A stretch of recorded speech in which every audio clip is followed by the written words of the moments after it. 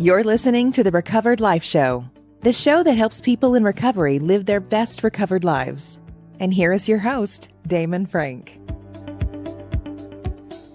And welcome back to the Recovered Life Show. It's Wednesday, September 28th, 2022. How you doing, Kristina Dennis? I'm loving Wednesday. How are you doing, Damon Frank? What you got You're going on loving over there? Wednesday? You know what? I'm kind of loving Wednesday. Yeah. I'm going to talk myself into it today. And just so everybody knows, there are certainly times that I would understand if you wanted to punch me in the face after I say that I'm loving Wednesday, but I've grown into this person. I wasn't always this, person who seized the day. So recovery does work. Oh, that is so great. I was going to use a showbiz term. Kristina, I was going to say, I need you to be 20% less enthusiastic. Yes. No, I love it. I love that you're enthusiastic today. Honestly, it took a little bit to get moving today. It took a little bit, which is okay. We're into the fall now. We're into the fall. And I like it. I wish LA was more fall like though. I have to be honest. Right. I have a little bit of fall resentment. Does that make sense? Yeah, you have fall resentment. Yes, I do too. Prior to moving to Orange County, which is just south of LA, for people who are not familiar with California or the Los Angeles metropolis, I lived in Colorado. And so let me tell you, we had a real fall. I don't think we have that much of a fall, but regardless, the calendar keeps moving forward and there's nothing I can do about it. And I need to just get in with the spirit regardless. Well, we can fall on 110-degree asphalt. That's about all we can fall on. You know what? Yes. It's like, because I got to tell you why I have fall resentment is over the summer, we went to the East Coast and I saw, and I could even see it then what it was going to be like, right? Like people say, oh, you should come. This is the worst time. You should come when it's, snowing, or you should come when it's fall. And we should, I believe the Midwest and the East Coast, they have a real fall. Like we go to the pumpkin patch here and it's 125, Right. It's horrible. And I just want a little bit of that, but it's just, sometimes it's not meant to be. Yeah, legit. You can, that guy that always wears cargo shorts, no matter how cold it is, you can pretty much think about the fact that those of us who live in this part of California, really end up being our equivalent of the cargo guy's shirt, Absolutely. What was it? Alligator hunter guy or whatever. He was always, before he got eaten by an alligator. God, what a tragic story. But it has nothing to do with recovery or the show today. No, it doesn't. We're digressing. Focus.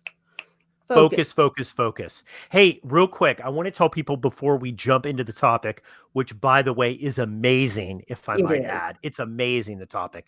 I want to tell people about share, and following the show. I know we always say this. I know we always say it, but you know what? Listen, it's important to share, and follow the show. It tells the tech god in the sky that this is worth listening to. And, look, you might even save a life, because we do a lot of serious alcoholism, codependency, drug addiction topics. And somebody might be listening that is struggling. And if that's you, obviously reach out to us or someone. But if it's not you, you could help somebody that is, right? So please share, and follow. Yeah, the numbers are staggering. 40%, right? That's what they're saying. 30 to 40% just in this country. And that's similar in all countries. So yes, please. And also, like Damon said, leave us a comment so that we can bring to light some of the things that are bothering you. There's a lot that we've learned, but there's also a lot that we can learn from you. So please do keep doing that. We love it. Even if it's negative, we're fine with it, because we are recovered from codependency. So completely. Go ahead, leave it. Leave the negative comment is what I'm saying. I don't see care. What happens. Nothing's going to happen. Well, let's get into this topic. I'm sure let's do it. You've never been rigid, right, Damon? Well, you know what? I wanted to have this topic about being too rigid in sobriety and recovery. I always say recovery. I always say sobriety. It's interesting because I wanted to do this topic, Kristina, because I really felt that, it's an issue. It is an issue with It people. is. Like people have It a hard absolutely time is. being too rigid. You wouldn't think so, but they do. Oh, and it's sneaky, right? Because we all need, like, when you first start walking through sobriety, let's start with physical sobriety. We need to know how to save our own lives, right? We need these hard, fast rules. You don't drink no matter what. That's pretty rigid, right? It's pretty rigid. However, I think that's really, for me, the only thing that's pretty rigid in my life. And it took me a while to get there because all of us like rules, right? We all like having a container. Even wild, drinking alcoholics are really looking for a set of rules to live their life by. And it's very, very easy to slip into rigidity without even realizing that we are. Well, I think you know what? You talked about early sobriety, and I think fear has a lot to do with this. I remember being just petrified Yeah. that I would be walking down the street. I got sober in San Francisco. I thought I'm going to be walking down the street and I'm going to bump into a shot of Jim Beam or Jack Daniels. I believed that. I was super, super paranoid about it, right? And rigid. And I was scared. And you know what? And I had a good reason to be scared. Right. Honestly, looking back, it was a healthy kind of fear, but I didn't want to live there my whole life, right? And I was afraid that I would live there my whole life because I did have to create some patterns that were very rigid in order for me to get physical sobriety for a period of time. So Kristina and I aren't talking about that, right? We're not talking about like you got to do what you got to do to be able to get there, but at some point you also have to not be held captive by that. So, and take that and magnify it 100 times if you happen to be a codependent. And, truthfully, I believe I've never met a person recovering from substance abuse who did not have codependency rampant through their life. And that is a rule-based way to live, right? So we will work with people that say, I did it right, but the outcome wasn't that. And I end up having to point out over and over again to them and to myself, well, nobody said you did it wrong. Those are the outcomes that happened this time. There is no guarantee that if you do A plus B, you're going to get C. I mean, there really is no guarantee. And so learning how to live with uncertainty is a major spiritual marker for all recovering people. Oh, I hate that. That whole unmanageability, powerlessness, uncertainty. I don't like that, honestly. And I think people believe, I know I believed that if I was very rigid and if I followed a strict set of rules or standards, that somehow bad things wouldn't come to me or that things would, that things would be perfect and without bumps or without emotional turmoil. But in reality, what I found is that that's just part of life, right? Emotional turmoil, life things, bad feelings, things happen, accidents happen, right? Being too rigid actually made it worse because what it did is it broke down the paradigm of what I thought I was secure in, right? And what it did is it made me doubt that, right? Which wasn't bad, which wasn't totally bad because it strengthened certain things. But I'll tell you, one of the things that Kristina, and I would love your comment on this, is that one of the things I learned very on in working with others, right? Other people that were recovering. And I sometimes have worked with people who, I'm just going to say it, a lot of other people don't want to work with. Right. Because they're frequent relapsers, they're high risk, right? That kind of stuff.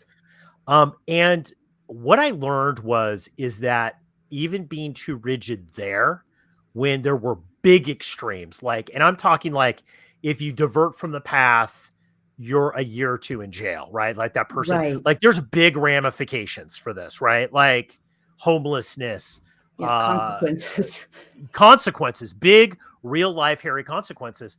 But even then there were exceptions to things, right? Like, well, I couldn't get this done because I got in a car accident and I got hit, or I had somebody got hit when they were riding their bicycle. No fault of their own. They were just doing it, right? They're just doing life.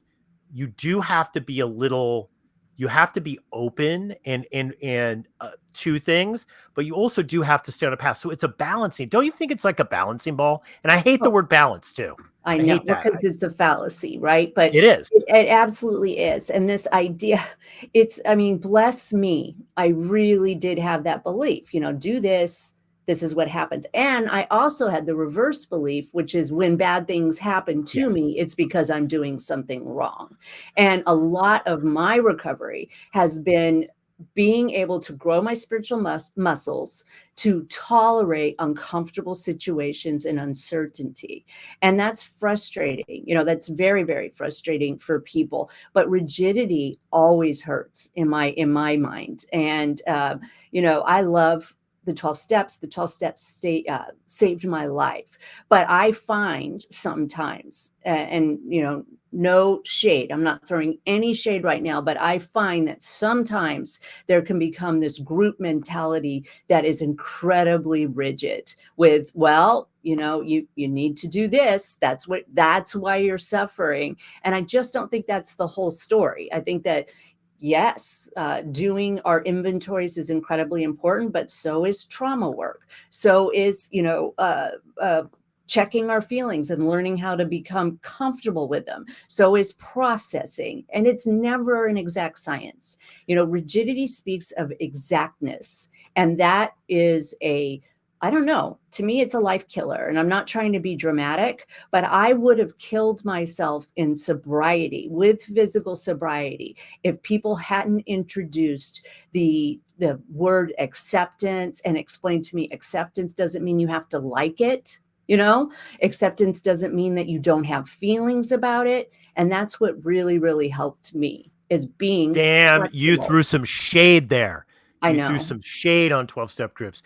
I don't even know what that means, but it sounds very good. It sounds good. It takes 10 years off me right there using the word shade.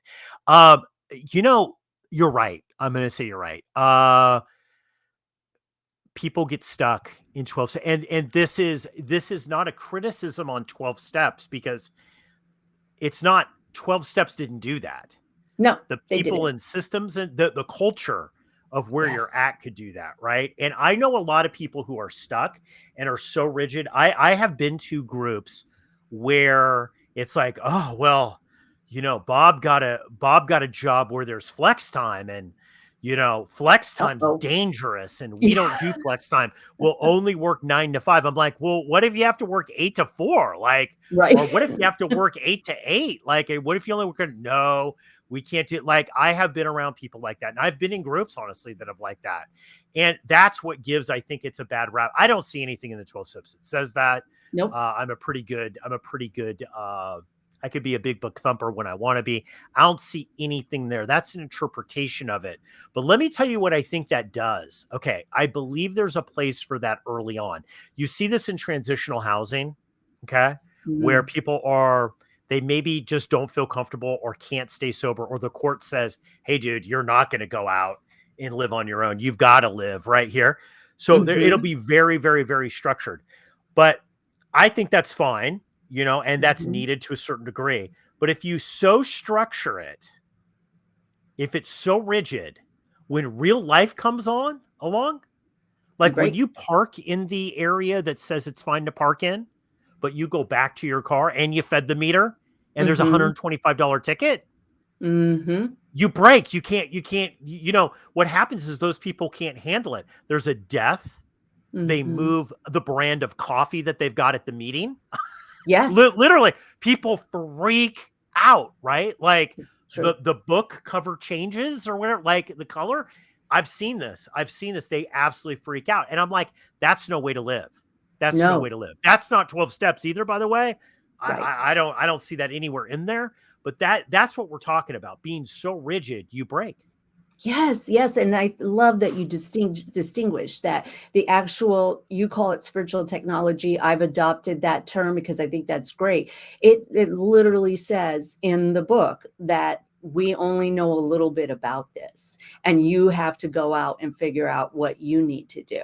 And I really, I want to be compassionate toward these people, but I also want to share, no, that is not true. That is not true, that this is the only way that you can live your life. And if you make a mistake, then, oh, there's something wrong with you. You're not looking at your stuff. You're not going to program enough. There's something going on. And I think this is one of the tenets of the recovered life, is to say there is so much more out there for us to learn, and nothing is really black and white. When I share it, because I am a speaker, I will open any kind of speaking in a recovery sense, that the only thing that I've been able to do in the last 25 years is not drink. Everything else has been a spectrum of somewhat successes and some failures, and I've learned from both of them. So, well, because the drink, Kristina, and I think why it's different, why it is on a spectrum, is taking the drink for the alcoholic puts them on the path that they cannot recover. It's correct. not so, like, codependency is a little tricky. And now that we're kind of diving into this, let's call bullshit on some other stuff here. Okay. You and I deal a lot. We talk with a lot of industry professionals, right? Right. Therapists, the super systems psychologists, Yeah, they don't have the rehabs that have these systems that are good. Some of them are good, but they're unrealistic when you're out trying to do it sober. A lot of these systems, I've noticed a lot of these systems come from people who aren't drunks. They're not in recovery, right? Right. Like, so the fact, like, I've had people, I've been on coaching teams with people where therapists have told me, like, well, they need to hit the 18-point system when they're feeling this or whatever. And I'm like, dude, look, man, like, speaking from a recovered alcoholic who is out there doing it, you ain't hitting an 18-point system. You either got to figure out how to click into that recovery consciousness in 2.2 and connect to that Wi-Fi, or you're screwed. You ain't running anything. No. You're not running any system. You got to have to know how to get there, right? And I think that this is what rigidity does, is it actually keeps us from being able to wear, as I wish I could claim this, as a buddy used to say in an old Thursday men's night group I used to go to, wear your recovery like a loose garment.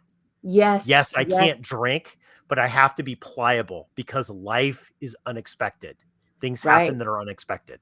Well, and I was told wear it like a loose sweater. Maybe that's because it was fashion, was a great way for me to hold on to that. But just that statement allowed me to rest in my nervous system and move forward with options, with all kinds of options. And yes, I mean, I love therapists. I love therapy. I go to therapy. Oh, absolutely. We love you. We love you, by important. But if I don't have access to options, I will take myself out. And I learned this in a really big way. So for all my mamas out there, I'm a special needs mom. I share about it to the point that I think it matters for people in recovery. If I tried to do everything that the experts told me to do with my son, wouldn't be on this earth, wouldn't be here. So it is important that we get told sometimes you just live through it and you do it the best way you can.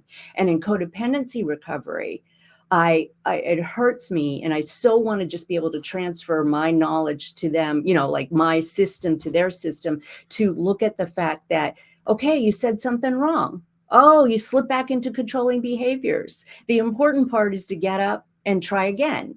It actually builds trust. When you make a mistake within the relationship, then you own up to it, and the two of you are able to talk about it.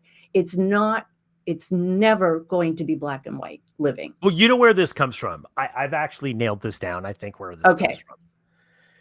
This does come from 12-step groups, where in the beginning, when you come in, or when you go anywhere, it could be a therapist, a rehab, a coach, a 12-step group, you walk in and things are an absolute dumpster fire, right? Yes.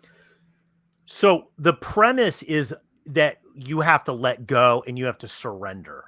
Right. But, we've had shows on this that most people want to cut a parlay. I'll do it if this happens, or I'll do it. Right. So there is a process where you're trying to surrender.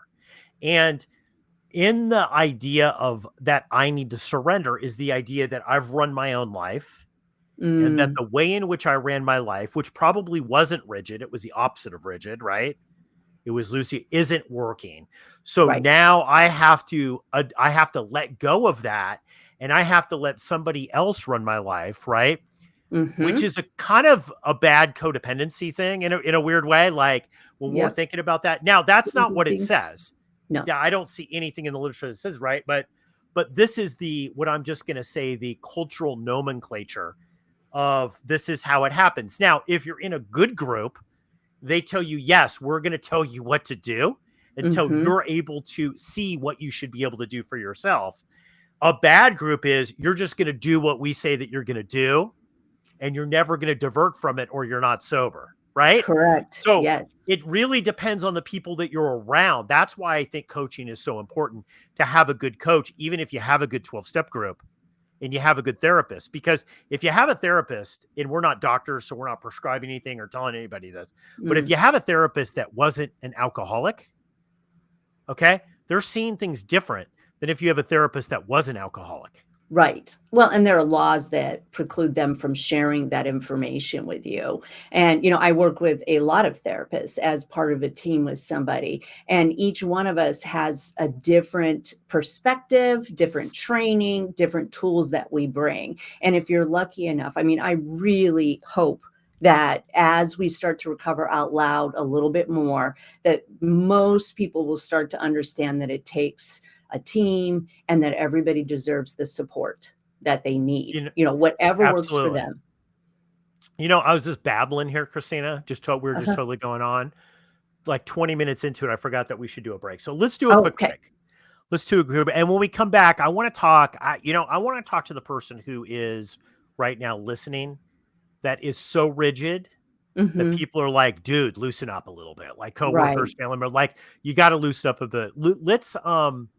Let's talk to those people when we come back and give them some really good tips and tricks that they can actually deploy. So if this is you and you feel you're a little rigid in some area, hold tight, my friend. When we come back, we're going to be dropping some value bombs. So hold tight. We'll be back in just 1 sec.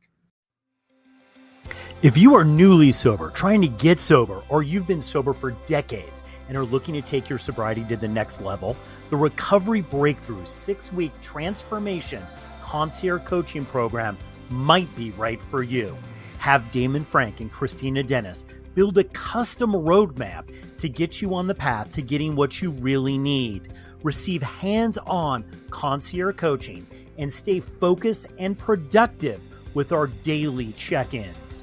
If you're ready to experience your recovery breakthrough and start the journey towards the transformation you deserve, book a free get-to-know-you call today and find out what is possible in your recovery. To find out more about Recovery Breakthrough and to book your free call, go to recoveredlife.us. That's recoveredlife.us.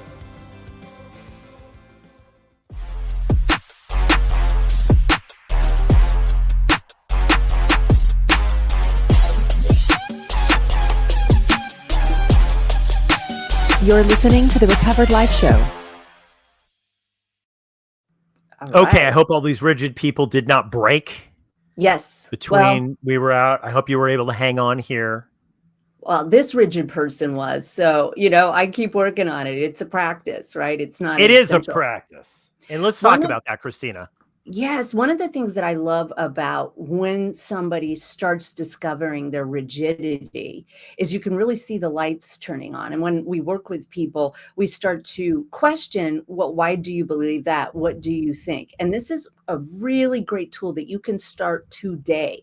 And it is about agency of thought and recognizing that you have agency and being able to see that the thoughts that are passing by, we are assigning value as if they are facts. It's funny that feelings aren't facts gets sold a lot, but I want people to remember that thoughts aren't facts either, right? They're still coming from our perspective. And so I always work with people in something that I discovered through the ACT program, which doesn't have as much play as 12 steps, but it's really, really effective. It's called acceptance and commitment therapy. And one of the first tools that they tell you is to diffuse your thoughts. Look at them, question them, understand that you're just thinking them and that they aren't facts. And they call it diffusion. And if you want to know what that is, it's like walk around in a circle in your living room, telling yourself, I cannot walk around in a circle in my living room. And you'll realize that your brain is not factual, that there are thoughts that are coming up, that rigidity, that we believe everything we think is true. Yeah. Well, shout out to George Schneider here. I remember I called, who we've had on the show, business and life strategist. We've had him on the show a bunch of times, and he, if I call George and I say, hey, George, man, I got a problem with this. Like this happened. And I remember, over the summer, my central air went out when it was like 125. Yeah. And I was like, I was going on and on and on. It was like, and he said, Damon, he goes, this isn't a problem. It's a fact. Right? Problems without solutions are a fact. Your air conditioner's broken and you don't have anybody to fix it because there was everybody wanted their air conditioner. It's a fact. Yes. So here's another thing that I've realized. I can't drink like my fellows. Right. That's a fact. Okay. Yes. That's just a fact for me. I've proven it. I don't need to reprove it again. There's facts, but the rest of it is maybe there is a solution to it. Right. So I'm going to tell you, one of the things that I see with rigidity with myself and others is the inability to be able to go outside my comfort zone. And this is how I got out of being this, because people say, well, Damon, you'll walk up to anyone. You'll go do shows and podcasts and everything. I've had clients tell me that. And I said, dude, that's not me. Like, I want to hide, or I don't want to be seen, or I don't want to I don't want to let people know what I'm feeling. Like, it's just not how I'm built, really. And I definitely don't want to tell people that I have unmanageability and powerlessness. Like, that's just a no for me. No, it's like, come on, dude, come on. Like, it's like the inside of me is just like yes, dying. Die. Yeah. But here's the deal. I've learned that you have to put yourself in safe but uncomfortable positions. For example, going up to a party, knowing no one, walking up and saying, I like your shirt, or I like your shoes, or wow, I heard you talking about this. And being open to, look, if I'm rejected or whatever, being open, just being open. Now, I say, look, if you got 4 days, don't go down to the local pub and do that. No. Right? Because that's not a safe place for you. But just doing that, being open to talk to people, that's a big thing. Right. To just not have an expectation, just the pure connection of it all. Right. And I mean, look, some of the things that we learn are incredibly helpful, but knowing that that is not the end of the story allows us to be more flexible. It allows us to realize, okay, this was the outcome when I did this, but there are 15 different outcomes that can happen. So if instead of being completely results oriented, which is very hard for dopamine junkies, for the person that's on this podcast, it's really, really hard for him. And it might be a little hard for me. And it has to do with understanding that I am going to experiment and see, rather than be results oriented, realize there are a million different ways to get it. And that really speaks of flexibility, which is, I think, what you say a lot. Well, yeah, you can't be, you also have to do this. You can't be this or that, right? It can't be black and white. Sometimes it's nothing. I'll tell you a story. I was coaching somebody who had an extreme resentment against people who were homeless, right? Extreme, right? And it really had to do with fear. Yes, that they would be there, right? Because they had come from a place. And one of the things that we did is I would have them get a bunch of money, not a bunch, like $20 of money, right? In ones and fives and stuff. I'd say, get $5, get a bottle of water, go out and give it to the person in front of 7-Eleven. Right. But when you give it to them, look them in the eye and say, hey, my name's Bob, or whatever. how are you doing today? And have a conversation with them and ask them, like, are you okay? Like, Mm-hmm. be encouraging to them, right? Like they say, it was funny because fought, it was so rigid, like would never do Mm, it outside of his bounds.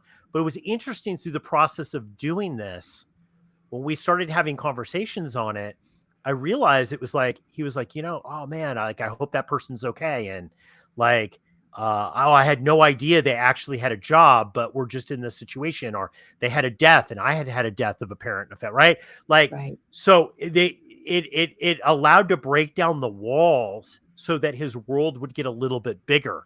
So every time he walked into a situation, it wasn't, oh, this panhandler's out to try to ruin my life. It was all about how they were out to try to ruin his life and about how they were not human and he was, right?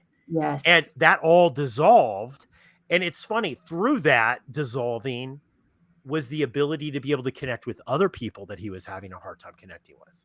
Yes. Yes. And I love that you brought up fear, because fear is, and it does say this in our beloved 12 steps, fear is public enemy number one. I know it says resentment, but in codependency, if you are adult child of an alcoholic, it's called abandonment, but I think it's all called fear underneath it all. And othering people is one of the ways that we stay safe in our own mind, but it absolutely makes us much more vulnerable and much more open to bad things happen when we keep ourselves enclosed.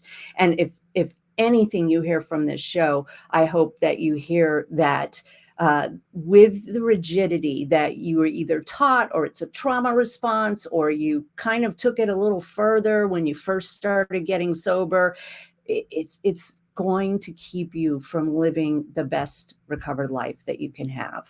And I say it not in judgment, but as a compassionate belief system, that being open, wearing it like a loose garment, is the better way. Yeah, I love that. You know what I want to do now? Because you What? introduced the word power move earlier in the Mm-hmm. earlier show. I think Yes. I want like anytime you say these like really cool things that are golden, I'm like, that's golden. I want to go like, Oh I gosh. want I want to have like an air horn go off or like power move so people will Stay pay away from the attention. button. So people will pay attention to the actual power move. That was golden. That was Yeah. golden. And that's really what it's about, Um, I'm going to give another little tip here, Kristina. I'm going to Okay. give another little tip. I think that everybody in recovery, here's something that I've learned that I can't even get it out. I got to get it out of my mouth. Sometimes my brain moves very fast. That's one of the things in recovery. Yes. I've had to slow down a little bit It's a because I'm little a fast jumping thinker, bean. right? Mm-hmm. I'm a fast thinker. But one of the things that I think is that these letting go, and this is something with your setting healthy boundaries. Yes. Most of the people would say, yeah, we're too rigid because we have all these recovered codependents that went to Yes. Kristina's setting healthy boundaries room. And now I can't, if I breathe and it's out of my left nostril instead of my right, I'm in trouble, right? Like, No. but I will, no, it's not like, it's not that bad. It's kind of, no, it's not. But I think the thing is too, is that we're talking about being open, but I think as recovered alcoholics, you regress if you're not moving forward. Right. And I think a lot of the times, when we go through emotional turmoil, and look, we've Mm-hmm. both been through emotional turmoil. I Yes. know in the last couple of weeks, we both called each other and go, man, dude, like this sucks. This feels Mm-hmm. bad, this whole thing. And I think we try to avoid that. We try Right. to avoid it. Of And course. I think by avoiding it, we're trying to put ourselves in a box and we can't grow. So I'm trying, like one of the things that I've been doing with myself is I've been trying to eat my own dog food. Like what I tell my Mm-hmm. clients, it's like, look, if there's going to be emotional turmoil, let it come. Right. Don't try to resist so much. Like, don't act out and Absolutely. freak out. Like, Yeah. but don't try to like move your life around that To you're not avoid going it. to have a bad feeling that you might be overbooked or over challenged or, you know, a little scared that you're in a relationship with somebody who's maybe smarter than you, or, right. bigger, plays a little bit more full out. Don't stop running from that and avoiding and dodging it. Let it come in and pass through you, and let it do its thing and you do your thing, right? Yes. Instead of running all the time. Because I think what this does is it makes you be more rigid. And I'm just going to talk from me. It made me be more rigid. It's like, you know what? No, I'm just going to feel it. I'm depressed. Okay, I'm depressed. I'm just going to, I just acceptance. I'm depressed. I'm not going to be depressed forever. I'm going to learn everything I can. I'm going to do everything I can while I'm depressed. Right. But it is what it is. And I don't have to try to freak out and click into some sort of weird system that's going to make me avoid every emotional reaction I might have. So true. And fear is what robs us of actual experiences. It lies to us and tells us we're not going to live if we go down that road. But I found in my own personal history that the energy that I was spending to protect myself was actually harder than just feeling the feeling and walking through it. And unfrozen trauma, because fawn is a trauma response, right? Unfrozen trauma hurts in the beginning. But if you've learned the steps to take care of your nervous system, if you have the people around you that will provide a little safety and allow you to feel these feelings, if you accept that you're going to feel pain, anger, frustration, jealousy, and not act on it, you're just going to feel it. It goes through you and it leaves.